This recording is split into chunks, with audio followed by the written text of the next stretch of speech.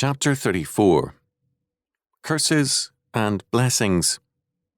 Exodus chapter 12, verses 31 to 36. And he called for Moses and Aaron by night, and said, Rise up and get you forth from among my people, both ye and the children of Israel, and go, serve the Lord as ye have said. Also take your flocks and your herds as ye have said, and be gone, and bless me also. And the Egyptians were urgent upon the people, that they might send them out of the land in haste, for they said, We be all dead men. And the people took their dough before it was leavened, their kneading troughs being bound up in their clothes upon their shoulders. And the children of Israel did according to the word of Moses, and they borrowed of the Egyptians jewels of silver, and jewels of gold, and raiment. And the Lord gave the people favour in the sight of the Egyptians, so that they lent unto them such things as they required. And they spoiled the Egyptians. Exodus chapter 12, verses 31 to 36. To the modern mind, the strangest aspect of this text is Pharaoh's statement, Bless me also, verse 32. Because of the series of judgments which has overwhelmed Egypt, Pharaoh ordered Moses to take Israel out of the land. The Egyptians welcomed this, for they said, We be all dead men, verse 33. The plagues had ruined Egypt politically, economically, and agriculturally, and also had shattered their families and their religious faith. The Egyptians clearly saw themselves accursed because of Moses and the Hebrews. The reverse of a curse is a blessing. Pharaoh, in asking for a blessing for himself, and therefore for his people, was asking for a reversal of the curse upon all Egypt. A curse is malediction or imprecation. It declares that a person is not faithful to the laws of God, and of all created being, he is at war with God's very person as well as God's creation. The curse, therefore, invokes the judgment of God against the enemy of God. The greater the privilege under God, the greater is the curse or judgment. For this reason, Pharaoh and Egypt, being prosperous and privileged, gained a more severe judgment because they despised God's people, and especially God's man, Moses. For this same reason, Peter tells us, Judgment must begin at the house of God. 1 Peter chapter 4, verse 17.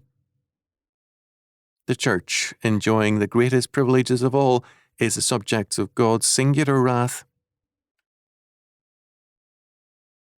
A curse is a form of prayer because it appeals to God in terms of his covenant law to bring justice to bear on men and nations. Similarly, blessings, too, can be a form of prayer. Such prayers become impotent where there is no faith in God's law. An oath is a conditional self-curse whereby the oath-taker invokes God's judgment on himself for a dishonest or violated oath. Leviticus chapter 26 and Deuteronomy chapter 28 are very important in this context. They are basic to the covenant.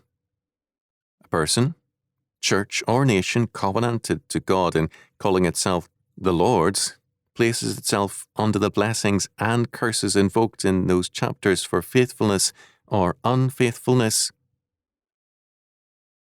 Deuteronomy 28 was once commonly used as the text to which the Bible was opened and upon which an office holder placed his hand on being sworn into office.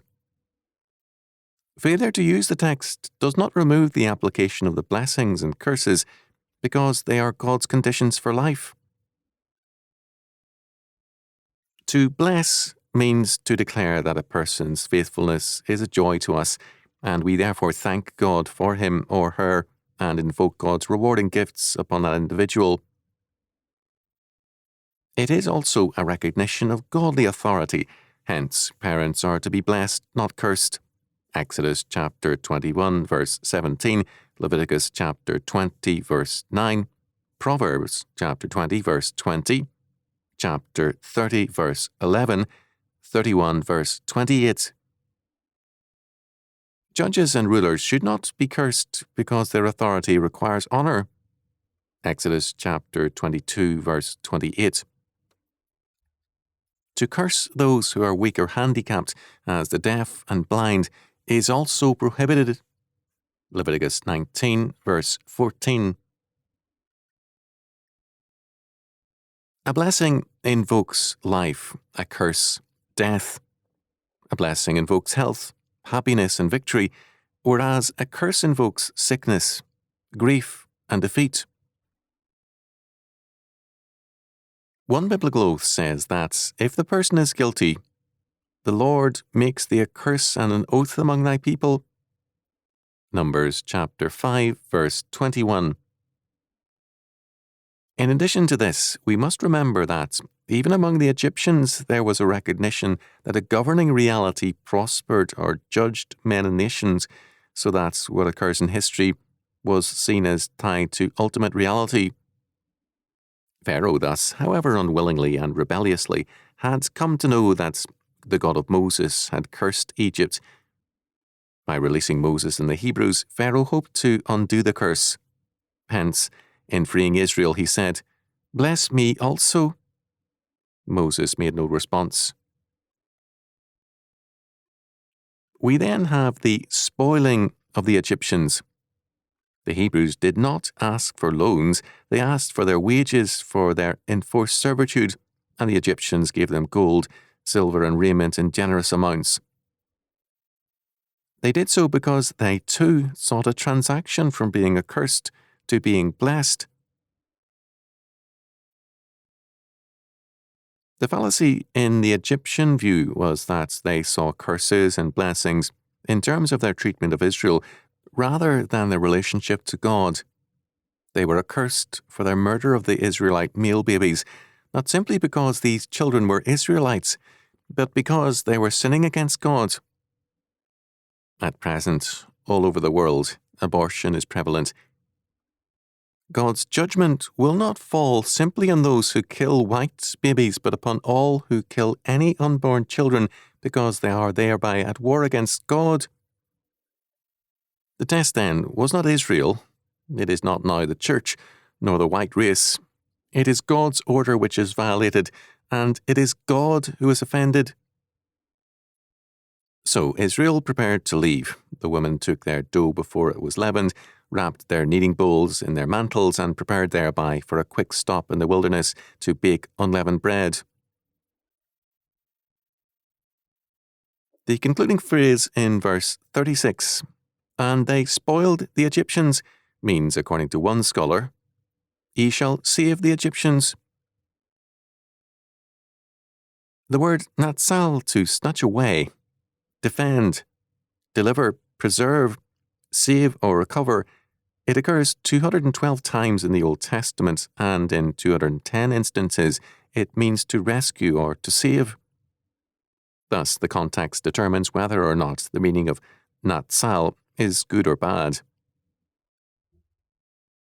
Taken as meaning save, it tells us that while Pharaoh received no answer to his request for a blessing, the people did.